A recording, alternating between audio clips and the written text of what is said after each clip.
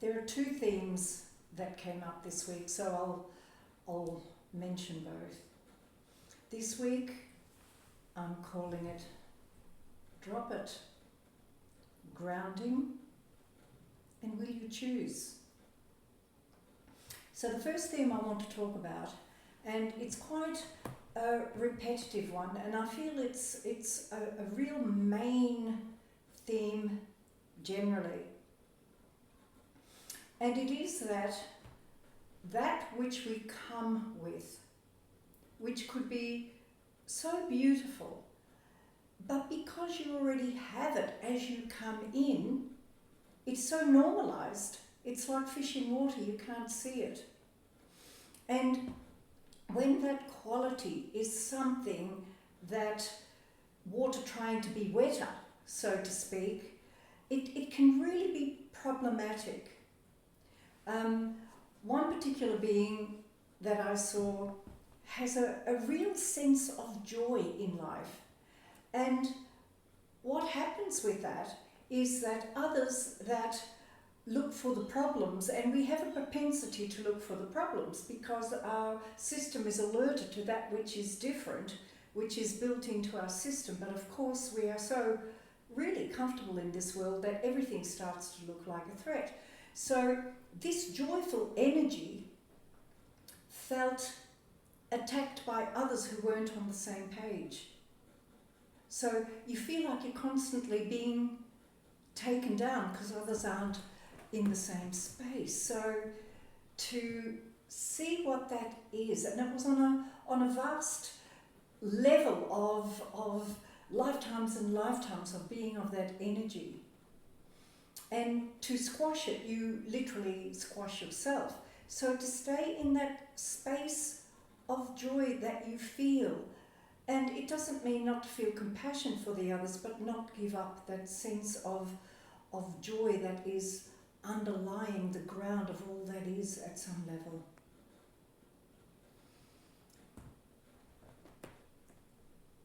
So one of them that had this pattern, it kind of showed up before you came here. You were so accomplished. You've been here before and you've ticked so many boxes. In fact, you've ticked the boxes.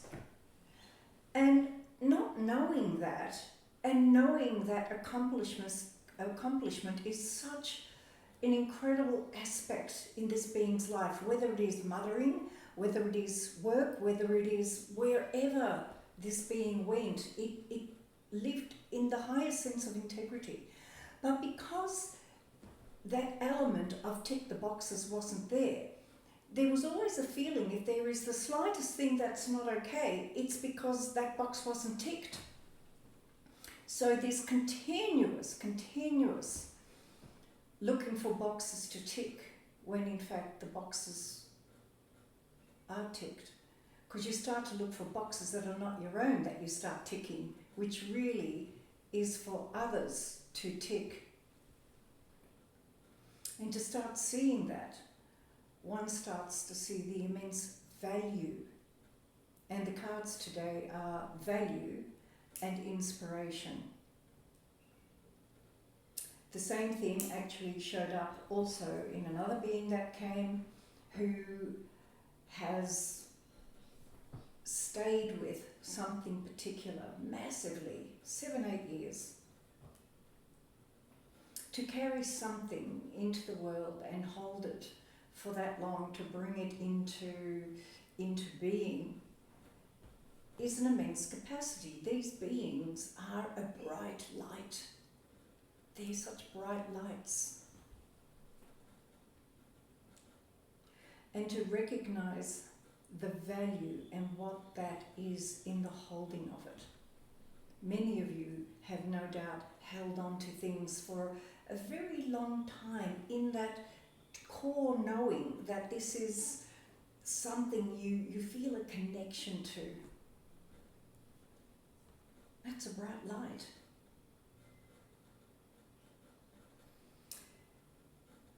So that really related to value.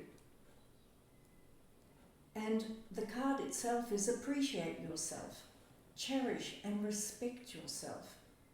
Do not undervalue your talents. Be prepared to put a value on your efforts. Every experience is to be valued whether you understand the lesson or not. There may be greater worth in something than you first saw, and in this case it was themselves.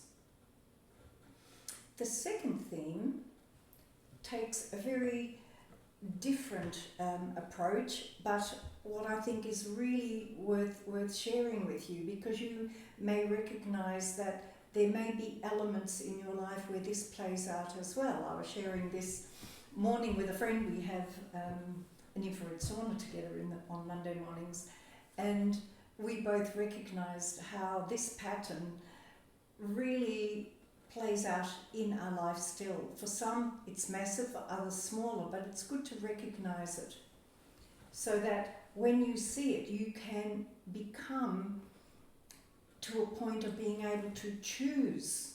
But if you can't see it, we can get lost in not seeing the pattern.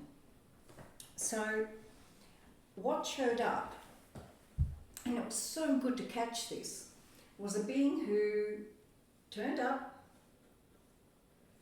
and what showed up was something was going on with the root chakra.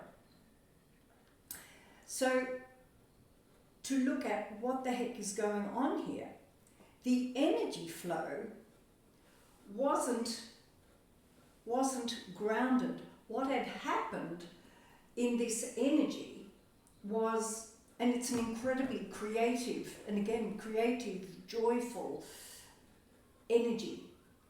This energy, the crown chakra, in its activity, would go to this aspect of inspiration.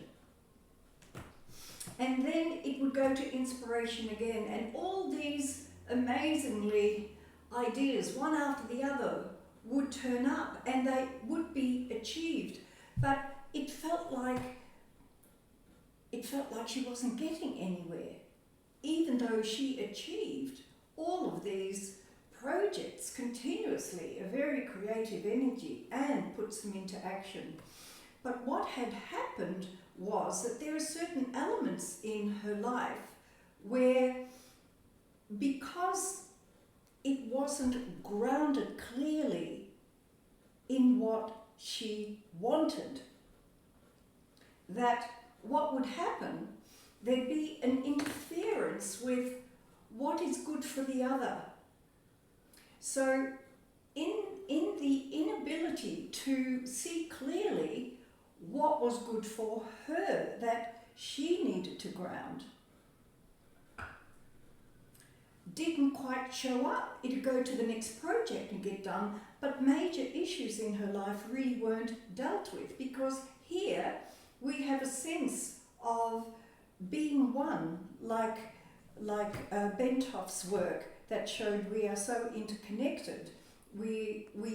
Separation is a lie, but at the same time we need to have a sense of separation to be able to bring in who we are and be clear about it so we can choose.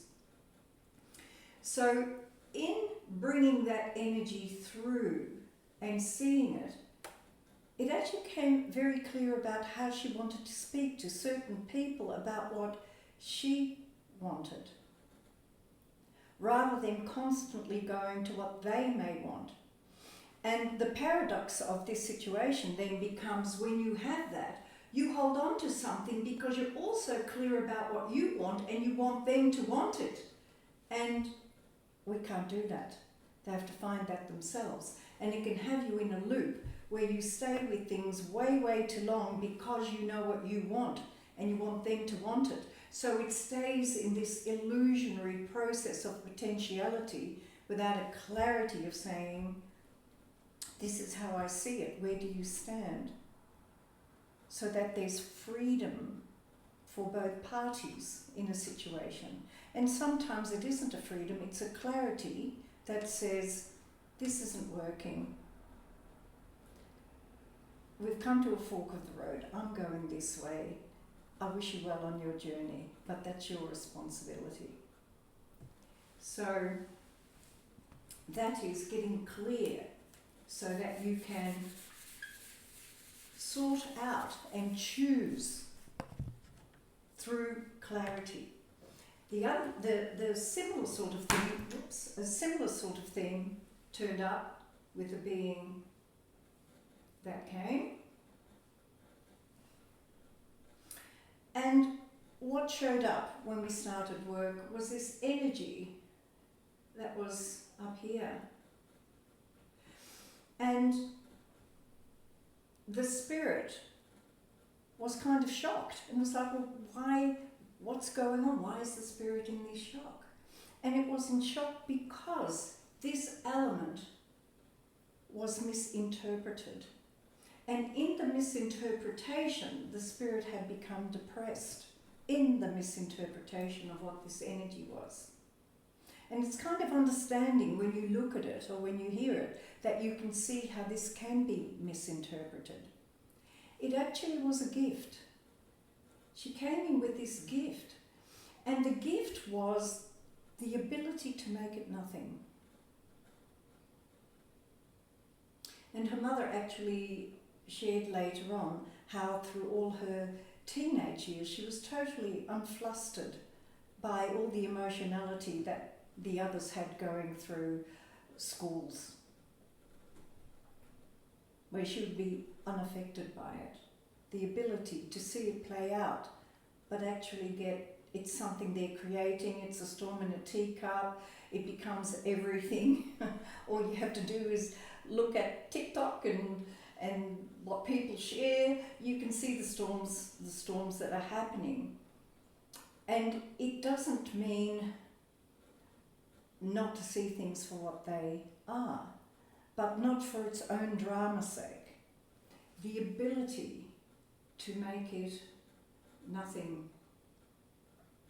And once that was seen, she realized that through her mind, instead of, you know how the ocean can just be, or the bay can be like glass, it's so clear that when you throw a pebble or a shell in it, you can see it.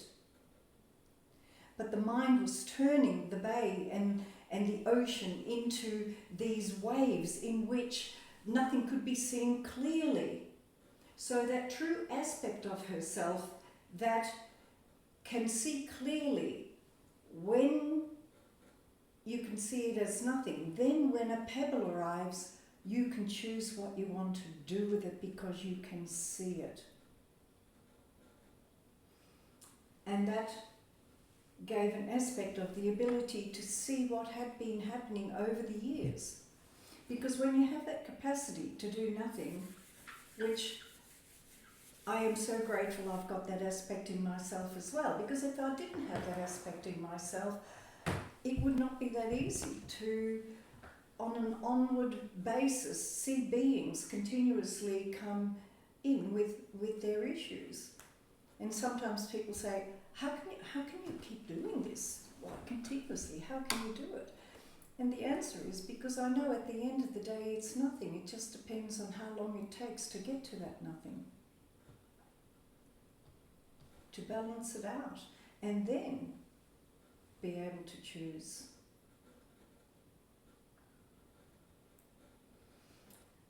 In these processes, the inspiration, if it isn't grounded and seen for what your process is and the clarity of what you want, then the inspiration just goes round and round and round, instead of being able to feel the inspiration, to be able to ground it, and in that way enjoy, as I mentioned last week, being here in a lucid form, here, embodying it, here.